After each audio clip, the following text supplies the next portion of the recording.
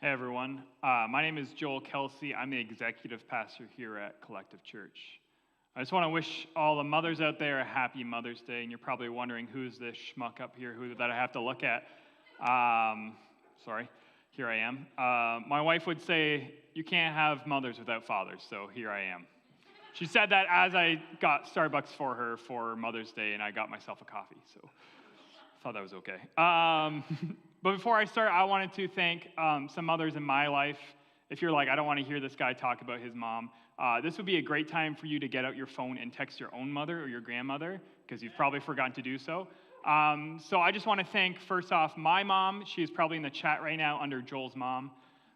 Thank you for always supporting me, even though I'm a 30-year-old man with 3 kids.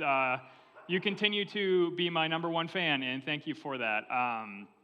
To my 2 grandmothers, Nana and Grandma, I guess is what I call them. Thank you for always being so faithful and showing us a true faith, living out your life that way. The both of you have done that greatly.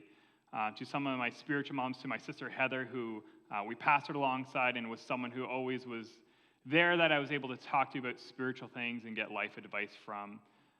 Thank you, Heather, for all you've done in my life. To Miss Gretchen DeVries, when I was 19, I moved to Alabama after high school. I only knew 2 people there. It was my roommate and my roommate's dad, and Gretchen was my roommate's mom, and she had 10 kids at the time, and took me into her own home on the weekends, invited me over, wanted to make sure I had family when I was away from my own family. So I am extremely thankful for her. And last but not least, to my wife Alyssa, who decided to have children with me, which, sorry, she was like, oh, we're going to have kids until one of them likes me and is on my side, and now there's just 3 little Joels running around a house right now while I'm here speaking to all of you, so we got a dog instead. So finally someone is on her team. This week we are finishing our series on John, which is kind of fitting to fit into Mother's Day because at the end of Jesus' life, he's on the cross, and there's only 3 of his followers who are still with him. It is Mary Magdalene, his mom, Mary, and John, the guy who writes this book we're talking about right now. And Jesus is on the cross, and he looks at Mary, and he looks at John, and he says, Mother, here is your son. Son, here is your mother. And he actually is giving his mom away to John in that moment, basically saying, John, take care of my mom, because I'm not going to be here anymore. John has this amazing perspective as we've looked through this whole series into Jesus' life, like firsthand accounts of everything. You can compare it to the other Gospels, and it's so much more personal reading the book of John, reading stories John has compared to the stories other people have. Almost to a fault, almost to the point where it's funny, where in the book of John, when he is talking about himself, he always calls himself the beloved disciple, the disciple whom Jesus loved, like he was the favorite. Like he's like, listen, I know there's other disciples, but he loved me the most, and I'm the author of this story, so I can say that. There's other stories there's a story when Peter cut off one of a soldier's ear when they're trying to arrest Jesus. In the book of Luke, it just says a disciple cut off the servant's ear. John's like, no, you're not going to rope in all the other guys. It was Peter. I was there, and he names Peter. All the other gospels are like, oh, it's just a disciple. We're not going to call anyone out. John's like, I was there. I saw who did it. People are going to think it was me. No, it was Peter. Which leads us to our story today. We're going to talk today about Thomas, also known as Doubting Thomas. Now, when Jesus died, the other Gospels all say that when he was resurrected, it says the other disciples doubted this when they heard the news of his resurrection. Not in John. John says it was Thomas.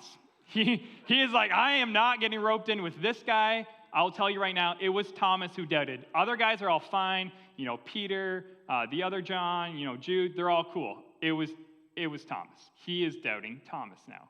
That's all we know him of because of this one moment in his life where he was actually had a doubt. He had one doubt in his entire life, and now we have named him Doubting Thomas. Thanks, John, for that. I'm sure Thomas is super thankful for that name up in heaven. He's like, my guy, the one time I say something wrong, you call me out for it. But the sad thing is that Thomas actually had a really cool life after this moment, that he actually went to India and brought the gospel there and changed a lot there and saved a lot of people through the gospel of Jesus. But we still know him as Doubting Thomas. Because sometimes we think doubts are actually a bad thing. We think, oh, if I have doubts about something, that means I'm not real. If I'm a Christian and I have doubts, that means I'm fake, that all of this isn't real. But actually, doubt is a sign of you activating your faith. You're actually taking steps toward things. Sometimes we doubt maybe something about Christianity and we just push it down. We're like, no, I don't know the answer to that, so I'm just going to leave it down there. We're just not going to touch it, put it in a box way over there, and just ignore that question in general.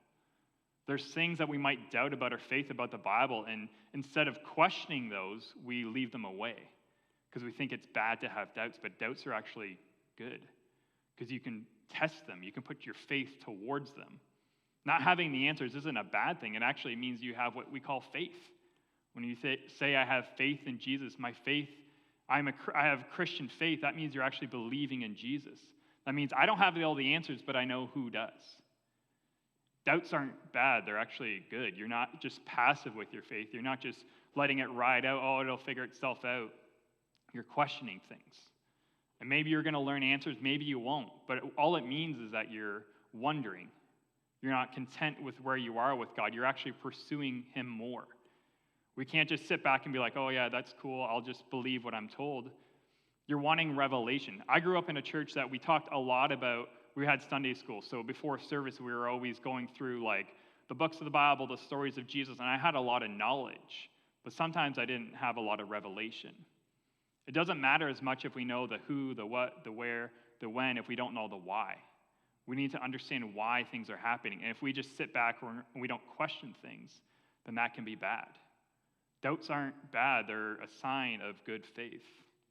And sometimes we want to ignore our doubts because it might mean we're wrong. Where there's been times in our life where maybe we doubted something and we pursued it and we found out the truth and it hurt us. Now, this story is a little bit hard to tell because the room right now is pretty empty and I don't know who at home is watching this. So if you have kids, they can kind of just let them ignore this next part. But sometimes we're afraid of pursuing our doubts because maybe when we were kids, we doubted a certain red man who came to our house in the winter times, if you're catching what I'm going down. And we're like, wait a second, how does this work out? How does the physics work with this one night? How can he do this? I'm trying to be really vague here, but I'm hoping you're picking up what I'm putting down.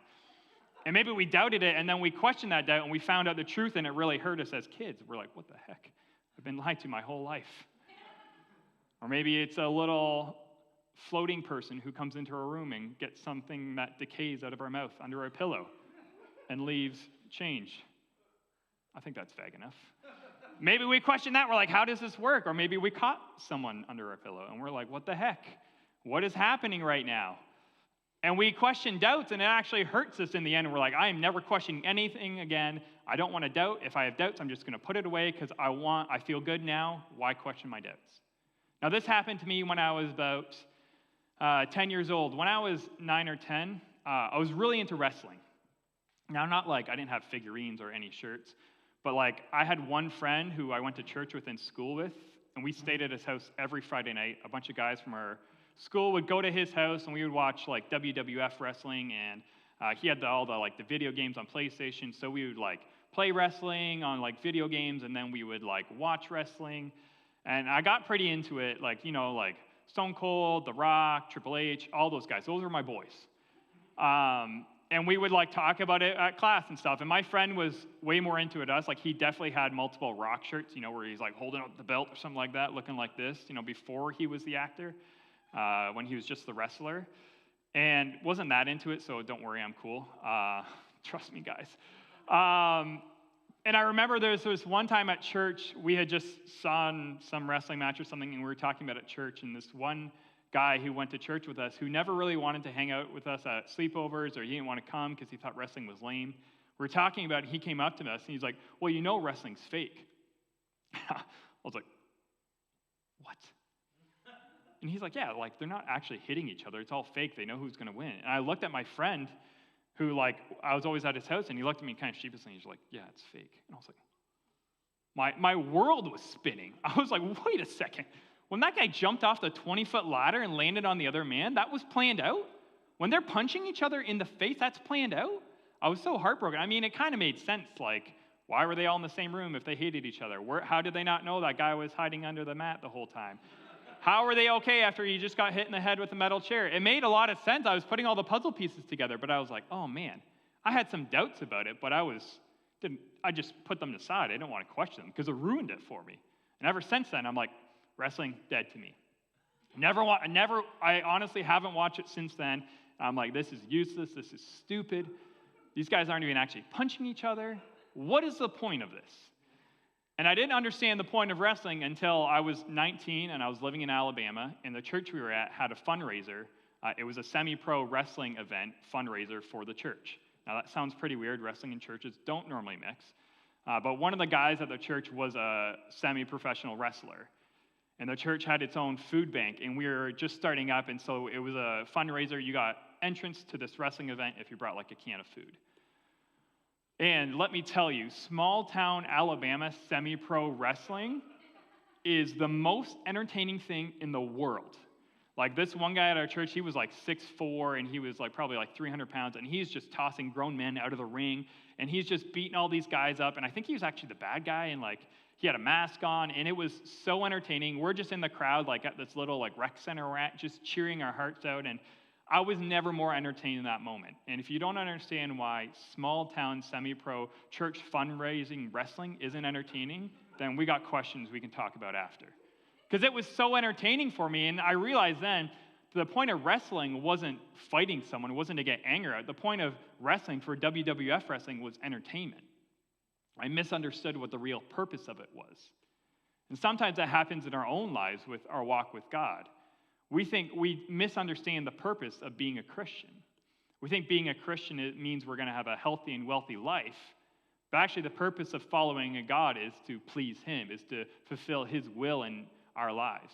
That we can walk out the plan He has for us, not that He can help us fulfill our plans. The purpose of following God is that we can do what He wants us to do in this life so we can spread the gospel. Too often we think about our own. We think, well, how does this serve me? How does God can help me in this moment? The real purpose is to help God fulfill the will, to spread the gospel around the world. Sometimes our doubts can actually lead us to there till we realize what's the point of all this. And maybe you have doubts about God and you don't want to touch Him, but we need to pursue those so we can find out what our real purpose is. If you're just content with your life, you're not going to understand that. You're just going to sit back and be like, okay, well, that's cool. I'm going to watch wrestling and not understand the real point of it. The real point of Christianity is to follow God's will. And sometimes with our doubt, we want all the answers. We live in the information age, right? It's almost like the disinformation age now with Facebook and all that. We want answers for everything, and it's like, well, is this thing good for me or bad for me? I'm going to go to Google and get my answers. People, as a pastor, I get questioned all the time, well, what do you believe in this? Do you believe this is wrong, or do you believe it's okay? And people want to answer right then. And a lot of times, honestly, I've been pastoring for 10 years. The number one answer I give to people is, I don't know. Because I don't know. Honestly, there's a lot of times people ask questions, and it's like, well, I'm not sure what the answer is. I'll walk alongside you to find that answer, but too often we want an answer right now. I mean, like back in the day, it was, I don't know if anyone remembers Ask Jeeves. That was like the original Google, right? And it was like a waiter who was giving you your answers right in that moment. We have search engines everywhere because we want answers right away. If you look at old theologians, they struggled with deep questions their entire lives. They weren't solved right away, but too often, especially as Christians, we're like, I need an answer right now. Was creation 7 days or was it longer than that? How long did it actually take? And if we're not okay with that answer, we go find someone who will give us that answer. We're not content with just wrestling with figuring things out. We want answers right away. We live in that fast food generation where it's like, no, I need this right now. I don't even want to go pick up my McDonald's. I'm going to get it delivered to my house now. But sometimes in life, and that's what happens with doubt, is that we can sit and wrestle with something. That's okay. It's okay not to know an answer to something. It's okay to not have the same answer as someone else, to be struggling with it, to change your mind. People want you to be in one camp or the other. You can't be in the middle anymore. And that's one thing we're losing. And sometimes if you have doubt about something, you have to ignore it because you're like, well, if people know I'm doubting my faith, then they're just going to kick me out. Well, that's not true. It's okay to have doubt about something because it's showing that you're pursuing God. You're pursuing your faith. And sometimes in life we hit a hard point and we're like, wait, what is happening? Why? What is the purpose of all this? 2 or 3 years ago, my wife Alyssa got sick, and the hardest part was actually not knowing the diagnosis of it. She was sick, and we went to all these doctor's appointments and did all these tests and couldn't figure out what was wrong. And we had both grown up in the church. We were pastors, and we were trying to figure out, okay, God, where are you in this? We were looking at God. God, where is our healing? God, we've prayed for people and seen healing. Where is our healing? And we're starting to question God. And it got to the point where I'm like, maybe this is all fake. Maybe everything I've done is just a lie. It's not real. I was doubting God's existence entirely because my life had hit a rough point, and I was questioning it all. And I was like, okay, well, I remember I was preaching one Sunday, and I thought, I don't even know if I believe what I'm saying right now. I don't even know if I believe what I'm telling people because maybe this is all fake. Because God wasn't answering my prayer in that moment. But then that's when I discovered the real purpose. The purpose wasn't for God to fix me. The purpose was for me to figure out what he wants. And actually, it wasn't until I started reading the book of Psalms. I was reading what David went through. There's multiple Psalms. Psalm 13, David is actually crying out to God. He's saying, God, where are you? God, can you answer me? You've turned my back to me. That's pretty harsh, like for someone to call out God like that. Psalm 69, David actually says, God, I am drowning. My head is up with water. When are you going to help me? It's okay to have doubts in God because this is David talking. This is, like Israel's chosen king. He's the man after God's own heart. All these great things. Great King David even found himself questioning God. And in my moment when I was questioning God, it actually drew me closer to him. I was able to question those doubts, and I got answers. We didn't get healing right away. We didn't understand what was really going on, but I was able to put my faith in God. Sometimes we have doubts and we demand an answer, but actually all we're called to do is put our faith in him. We may not know the answer. There's things that I'm like, when I get to heaven, I'll get an answer for that. I'll understand this. Some of the things don't matter that we demand answers for because we need to know right now. We're not content with the wrestling in our own heart. We want to feel settled. We want to feel secure. And the important thing is when you doubt something, your faith can grow, but you need to push that. You need to find someone you can talk to about it. You need to find someone you can talk to about it, and they're not going to condemn you for it. Sometimes you might be doubting something, and you're like, oh, I don't want to talk to this person because they're super judgmental, and they're going to crucify me for it. But finding a safe community, someone who brought you to Collective, invited you here, finding a pastor, finding a co-group. Like, if you have questions, feel free to message me. I'll probably tell you I don't know, but we can walk through it together. Finding answers isn't the key, but finding faith in God is. We want to put our faith in answers, things we can explain, but sometimes with God, we just can't explain it. Like, sometimes we think that our human minds can understand God, God created the universe, and we think we'll be able to understand that. Some of us are struggling figuring out algebra, but we're like, oh, I can figure out the guy who created the universe. Don't worry, I'm that smart. Well, bro, you failed grade 11 math. You're not going to be able to figure out the creator of the universe. Like, I dropped out of grade 11 biology because I was like, I can't figure this out. I understand I'm not going to be able to figure out where God was created from. That's my biggest doubt. I'm like, okay, I believe God created the universe. Who created God? I don't know, but I have faith that when I get to heaven, he'll be able to explain it to me. It's something I can't explain right now. It's probably something I can't even grasp. But that's something I need to be okay with in my own life. My own doubts, I need to be like, you know what? God has the answer even when I don't. Let's read about Thomas and what happened with him when he had doubts. Starting in John 20, verse 24, it says, one of the disciples, Thomas, nicknamed the twin, was not with the others when Jesus came. They told him, we have seen the Lord, but he replied, I won't believe it unless I see the nail wounds in his hands and put my fingers in them and place my hand in the wound in his side. 8 days later, the disciples were together again, and this time Thomas was with them. The doors were locked, but suddenly, as before, Jesus was standing among them. Peace be with you, he said. Then he said to Thomas, put your finger here and look at my hands. Put your hand in the wound in my side. Don't be faithless any longer, believe. My Lord and my God, Thomas exclaimed. Then Jesus told him, you believe because you have seen. Blessed are those who believe without seeing. Now, that is a crazy story, because first of all, where does Jesus come from? We don't even know. It literally just, he appeared. Did he walk through the walls, Casper? I don't know. The other thing, while reading this, it actually says, Jesus says, put your hand in my wound. Jesus was resurrected out of a physical body. There's a good chance that these wounds are pretty fresh. It's probably been about 2 weeks since then. Like, Thomas is like, oh, God, Jesus, I believe you because I can see you physically. But he's also probably like, your hand's pussing, and that side looks gross. I just don't want to touch that, really. Like, I'll take your word for it. You're real. But the important thing is that, so these guys saw Jesus.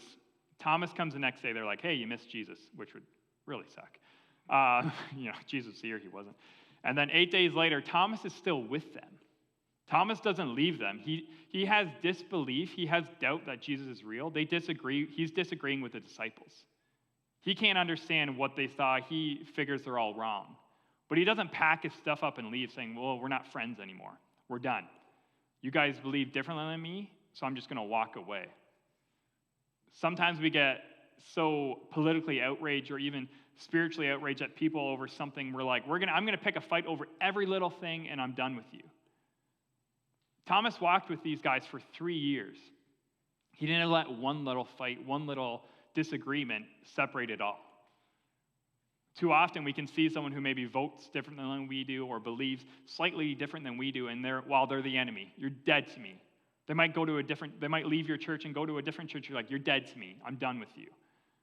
But that's not what happened here. These guys were literally like, hey, Jesus is alive. This is a huge thing. And Thomas is like, I don't believe you. That's a pretty big disagreement. But for them to still be hanging out a week later, that speaks volumes to their friendship, but also to their ability to disagree with each other. That they didn't necessarily have to agree on everything, but they are still a community together. We often kick people out of our circle groups, or we're like, I don't want to talk to them because they believe differently than I do.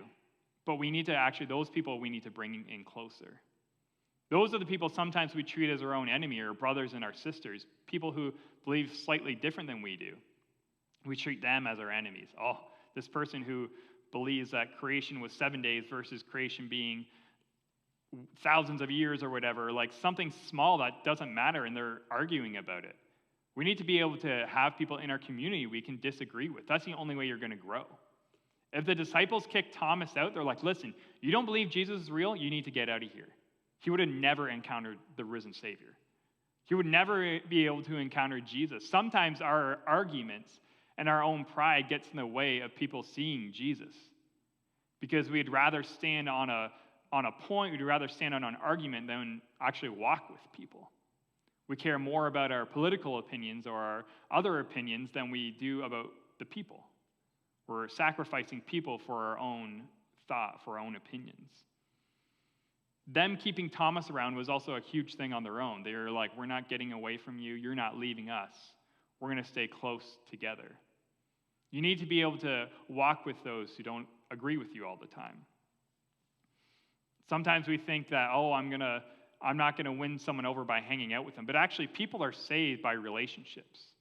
That's the number one way to evangelize to someone, is actually to have a relationship with them. We think evangelism is like, going to the street corner in Dundas and Richmond and yelling at people. That's not it. Not going to Victoria Park and praying for people. You can always tell who the Christians are because they always have backpacks on. It happens all the time. You can walk around the park and they'll be like, hey man, do you know Jesus? And you're like, I do know Jesus. He's alive and well. And they're like, okay, cool. Move on. And they go back to their little group and everyone has their backpacks on. That's not really evangelism. Evangelism is actually just living your life out around those around you who don't know Jesus. That's the easiest way to show someone Jesus, by living it, by you being that example. But sometimes we're like, no, you know what's going to save this person and correct their thinking? I'm going to post a sneaky, snarky post on Instagram, clearly about them, and they're going to be like, Joel, you changed my mind.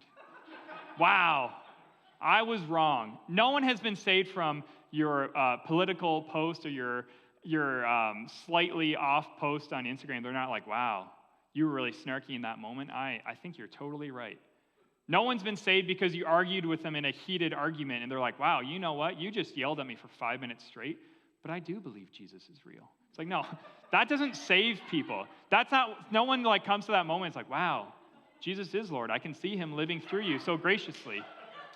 That's not what happens, but we always do that. We're like, I'm going to post this little snarky little thing, and I'm going to talk about Todd right behind his back, and he's going to know it and repent for it. But that's not how it works. What works is actually having a relationship, having people around us that we disagree with. If you want someone to see Jesus, you need to have people who don't look like Jesus around you. Involve yourself in the lives. Don't kick them to the curb because you're like, well, we disagree, so we're done. That's the people we need to have around us. And that's why Thomas was still around these guys. So that when Jesus did come, when Jesus did walk through those walls, Thomas was still there. He was able to encounter Jesus when the moment was right. We don't know when that moment is going to be for those around us, so let's stop offending them, because we don't know when they're going to encounter Jesus, when that time's going to come and they're going to be broken and willing to accept him, maybe. Too often we just kick people to the curb. We're like, oh, they're done. They're never going to get it. Let's start being loving examples, just the way the disciples did, instead of kicking people to the curb.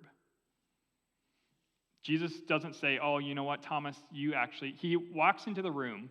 The first thing he does, it says, is look at Thomas. Walks in the room and it says, then he said to Thomas.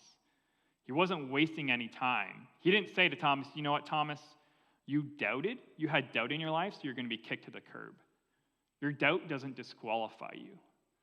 Sometimes, if you've grown up in the church, you might be afraid to express your doubt to a leader or to someone. You might be thinking, oh, well, if they knew I doubted this, well, maybe they'd kick me off worship team. They'd kick me off host team. I wouldn't be able to serve anymore. I wouldn't be able to teach all these other things. But your doubt doesn't disqualify you. Hiding your doubt is actually the most dangerous thing you can do. Pressing into your doubt, putting it up, and asking questions is so healthy to do. Don't be afraid to be wrong. Be afraid to just push those deep down, because that's just going to grow. It's going to fester. It's not authentic. One of our values here at Collective is authenticity. That in order for people to see the real Jesus, we need to be real ourselves. That means talking about your doubts, even to people who don't believe in Jesus, saying like, yeah, I can't explain that either. Creation story, not sure where God came from, not sure this, not sure that. It's actually not a bad thing at all. There's actually this book called The Case for Christ. It's by this man named Lee Strobel. I can't get into much of it now, but basically the premise is Lee Strobel was an investigative journalist, and his wife started going to church, and she kept talking about church, to the point where it annoyed him. And he's like, you know what, I'm going to prove your faith wrong. He set up a bunch of interviews across the country, and he's like, I'm going to do this big article about how Jesus isn't real. So he went and he talked to a bunch of like New Testament scholars and university professors about Jesus. And he was set on the intent of proving them wrong. And by the end of his whole investigation, he actually ends up getting saved. Because he is like, man, there is so much proof to Jesus' reality that he actually was real that I can't not believe anymore. He was so focused, he actually started chasing his own doubts, set to prove them all wrong, and got saved by it. And he was like, well, okay, Jesus is a historical person, but it actually lies in the resurrection. And that's what Thomas was doubting. Is the resurrection real or not? He's like, yeah, Jesus was a real person. And there's actually another, something called the Lewis's trilemma. It's C.S. Lewis. And he says Jesus has to be one of three things. He is either lunatic, he is evil, or he is Lord. Lunatic, liar, or Lord. And if you think about it, this is what he says. He's either, because some people believe Jesus, historical figure, taught some great things, but he wasn't the Son of God. Well, you can't pick out half the stuff Jesus said. Jesus went around his whole life saying great teachings, but then he'd be like, I'm also the Son of God. I'm also going to die and be risen again. So if you want to say Jesus is a great teacher, you also have to go with those statements. So he was either lied about everything or he was true about everything. Or he was just evil and just manipulated all these people. Or he was actually the Son of God and he was right. You can't have it all with him. It's the mad, bad, or good, or God. What was he? If we believe Jesus was a great teacher, you also have to believe all the other great things about him. And you might doubt things, but it actually shows how great Jesus really is. Same thing with Thomas. Thomas doubted it, but now Thomas then goes to live his life spreading the gospel of Jesus, spreading it to all parts of the world because his doubt was answered, because he had encountered the risen Savior. Some of the best stories we hear or in movies or in books are actually about the underdogs. You think of, like Karate Kid, your Rudy, all those ones are about people that we doubted, people that we didn't think had doubt in them. You're like Rudy, he's like the short little guy who can never make the football team. But it's those great stories that actually show how great it actually can be when you doubt someone, the faith in themselves. When I was 13 or when I was 14, big Red Sox fan, our whole house is, not big fans of the Blue Jays. I took my daughter Ev when she was like 3 or 4 to a Blue Jays game, and she rolled down her window while we're like outside the stadium and started yelling Blue Jays to everyone. I'm like, someone's gonna slash our tires. We haven't found a parking spot yet, maybe wait until we do that. So we're a big Red Sox fan, and when I was 14, the Red Sox hadn't won in about 100 years. And they were down 0-3 to the Yankees. No team has ever come back and won a series being down 0-3. And I remember walking past my dad after we had just lost game 3 and got like creamed. And I said to him, I'm like, hey, we still have a chance. And he's like, Joel, it's over. No team has ever done this. And not only did we win that series, but we actually went on to win the whole World Series. And we broke the whole curse, all this great stuff. And it's a great story because they were underdogs, because they were doubted, because no team had ever done that before. All these great stories, all the great movies we watch. Think of any like basketball movie where it's like the team's down at half, and that old coach comes in, he's like, listen, boys, they have better skill than us, they're faster than us, they're making more baskets, they're stronger, they're all these great things, but they don't have heart. Like, I just like put like 20 movies, that scene has them all in it. Like the old coach, he's got that brimmed hat. Listen, boys, he talks like that. Every movie has that because there's doubt in it. And that's why they make movies, because we love those movies. You're like, oh, they came back. It's like, there's 50 movies like that. But those are the stories that inspire us. When there's doubt in something, but we're like, you know what, they came back and they won, or they came back and they succeeded. We can look at Thomas and think like that. Thomas changed the world, and he's still known as Doubting Thomas. Don't let your doubts scare you. Let them inspire you. Let them lead to you actually putting your faith out there, to believing in God even more. It ends, that little chapter that I read there, it also ends by saying, blessed are those who believe and can't see. Thomas only believed really because he was face to face with Jesus. But right now, we're 2,000 years removed from that. We're not going to be able to physically see Jesus. He's not walking around here, the German Canadian Club. He's not in the pub next door. He's not hanging out with us. Jesus is talking about us in that moment. Blessed are those who believe and can't see. That's you and me. It is an amazing thing to believe in Jesus, to believe he is the risen Savior. He even says that himself. So if you have faith in Jesus, don't let that be squashed by some doubts. It's okay to doubt. It's okay to not believe. There's people all around Jesus then who believed he actually wasn't resurrected. I want you to feel encouraged in your doubts. Feel that you can actually press into them. If you have doubts, if you have questions, press into them. Ask people your questions. Don't hold on to them. Don't just Google it, but actually walk with someone. You may not get the answer you're looking for. They may not have the answer, but find someone you can walk with. Find someone you can talk to about your doubts. The same way that Thomas had the disciples, we need each other. We need community. We need people around us that we can talk through things. You haven't lost your faith because of your doubt. You're actually just starting to explore your faith. It's a healthy thing to do. Maybe this morning you wouldn't call yourself a Christian. You would say, well, I don't really believe in God. I have too many doubts. Well, that's okay. That's normal. That's something that even people who call themselves Christians, they have doubts. You don't need to fully believe. All it means is that you're trusting your life in God. You're saying, I don't have the answers, but I know who does. This morning, you're going to see a little button pop up in our chat that's going to say, I want to give my life to God. All you're saying by clicking that button, by giving your life to God, is saying, I don't have the answers, but I'm going to trust that God does. I believe that he has the answers for me. It's a big commitment, but it's something that it's actually relieving because we're like, yeah, I can't explain this one thing, but I'm going to trust in God. Putting your trust in him can be the best thing you can do. And maybe you're a Christian this morning and you've been doubting your faith. Maybe you think, well, maybe I have doubts, I have disbelief, I'm deconstructing my faith. But I want you to know that walking away from God just having doubts doesn't mean you need to walk away from God. It means you just need to trust in him. You need to rely on him for your life. If you have doubts, don't be afraid of them. Again, pursue them. It's something that you can do and something that's so healthy for us.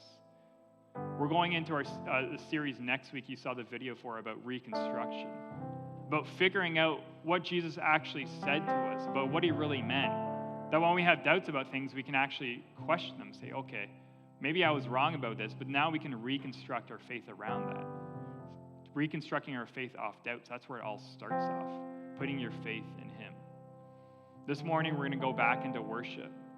It's a great time for us to thank God for who he is, to worship him for how great he is, for all the things he's done in our lives. We can pray, God, I thank you for what you've done in my life. It also means we can put our faith into him. We can have moments of reflection and meditation about the greatness of him. Let's pray before we go back into worship. God, I thank you for who you are, Lord, that you sent your son to die for us. God, I thank you for the faith we have in our own lives. God, I thank you that even when we doubt, you still accept us, just as you did Thomas. That just because we have doubts, just because we disbelieve something, doesn't mean we're thrown aside, but that we can still feel loved by you. God, we thank you for your son who died for us. We thank you that through him we can be saved. Pray all these things in your name, amen.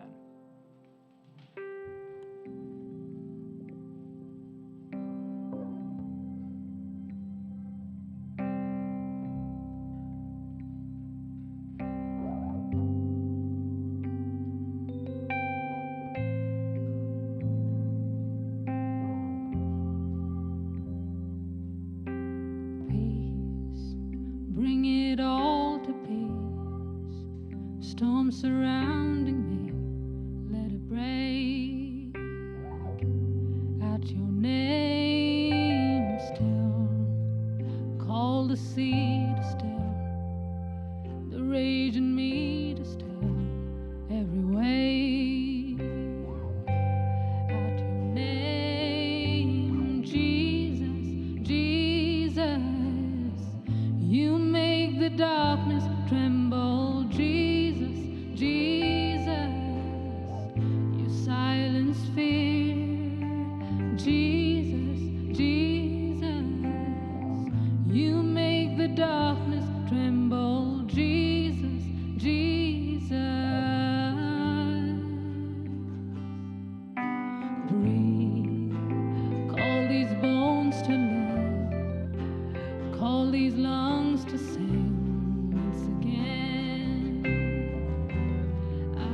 Praise, breathe.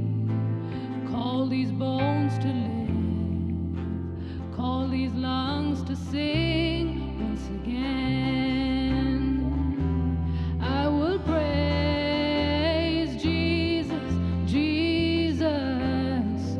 You make the darkness tremble, Jesus, Jesus. You silence fear. Jesus, Jesus, you make the darkness tremble, Jesus, Jesus. Your name is a light that the shadows can't deny. Your name cannot be overcome.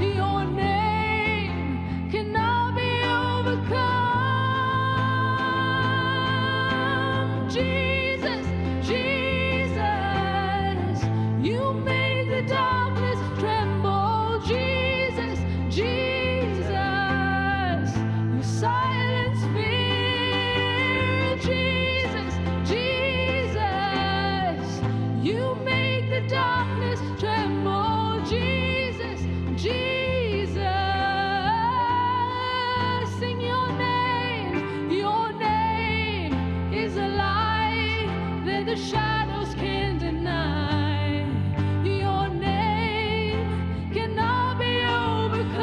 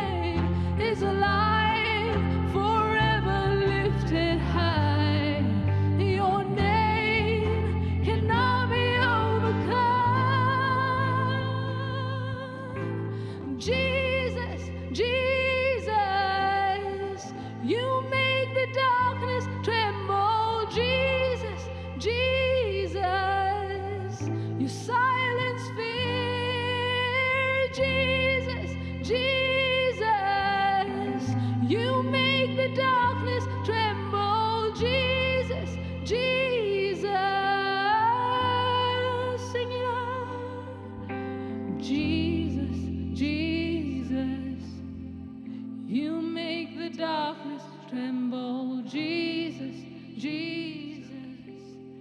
You silence every fear. Jesus, Jesus. You make the darkness tremble. Jesus, Jesus.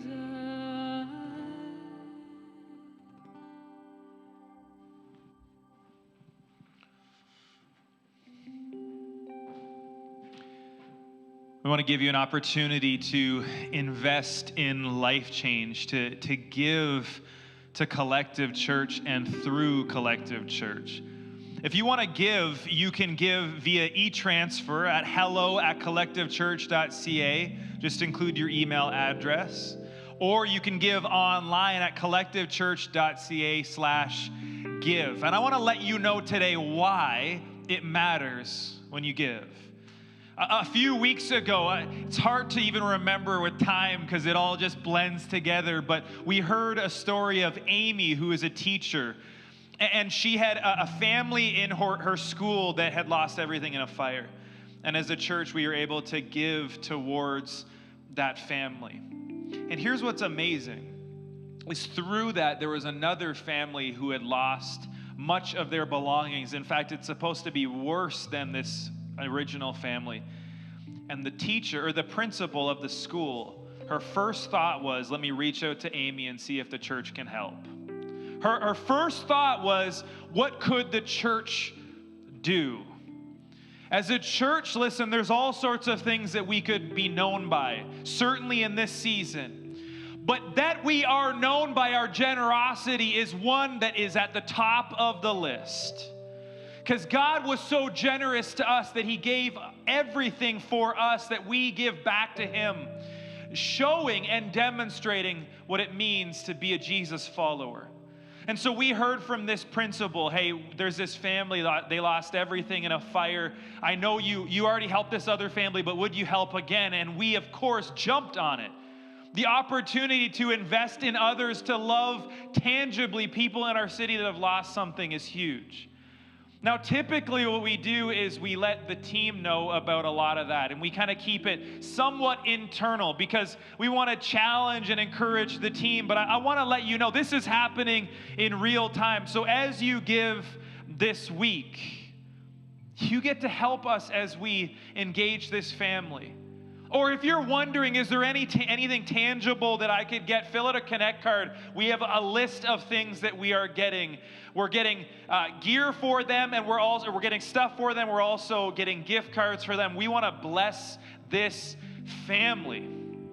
And through blessing this family, who knows the impact that it might have, but we know that it is having an impact on this principle. We want to be the kind of church that exists to make it all about people seeing Jesus. So when you give, I want to let you know that that is happening. And so as we give, I want to pray for us. God, thank you so much that you richly provide for us. Thank you that you have given us all that we have.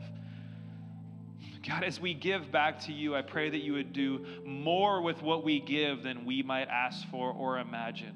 God, we thank you for this family that maybe through this they would see your son Jesus. But we thank you for the opportunity that we have to tangibly care for them, to demonstrate our love for them in a way that they can see. God, I pray that you would use us, that you would use us in our city to change people's lives, but they wouldn't see us. They wouldn't see a bunch of flawed, imperfect people trying their best to follow you, but they would see your son, Jesus. God, we are so grateful for you and are so thankful for every opportunity you have, that you give us to be your hands and your feet. God, be with us. In Jesus' name, amen. I say it each week, and I want to say it again, that we gather together. We're online. There were people watching live on YouTube, live at church online, or maybe you're watching afterwards. We gather together, even when we can't be in the same room, to be inspired. Like what Joel said was so significant. If you're struggling with doubt, we don't do that on our own. You don't need to feel like if I just hide it, then I'll be good. That you're not loved when you think exactly like everyone else. You're loved when you bring it all together and we go, we're trying our best to figure out what it means to follow Jesus. We gather together to be reminded that we aren't doing this by ourselves. But he said it too. We don't just gather together and that's it. We also scatter to be sent out to let people know who Jesus is. That they see it in our lives. That we actually draw people to him through relationships with them. That they will know us by how we love them. Jesus talked about that. So let's take that seriously. Let's gather together, be inspired and challenged, but scatter and be reminded that every single moment you are positioned on purpose for a purpose. And listen, you might not know what the impact of you talking to your neighbor is, what the impact of you explaining what you did on Sunday to your coworkers. You might not know, but God specializes in taking small things and multiplying them to significant things. So what would it look like for you just to give your life and to say, I'm willing to be sent, I'm willing to be scattered. A collective is a group of individuals united around a common purpose. Our purpose, we exist to make it all about people seeing Jesus. Joel mentioned it that next week we're starting a new series called Reconstruction, where we're going to look at the Sermon on the Mount. There are going to be some things that Jesus says, because the Sermon on the Mount is just Jesus, that he's going to challenge and confront. And I'm hoping he'll deconstruct some things in us. He'll construct some things that weren't there, and he'll reconstruct a more robust, a deeper, a more meaningful, a closer faith where we might just see Jesus more clearly. So this week, as you go and be the church that changes the world. Go and be the hands and feet of Jesus and watch what he can do through you. We love you so much. And we'll see you next week. Have a great week.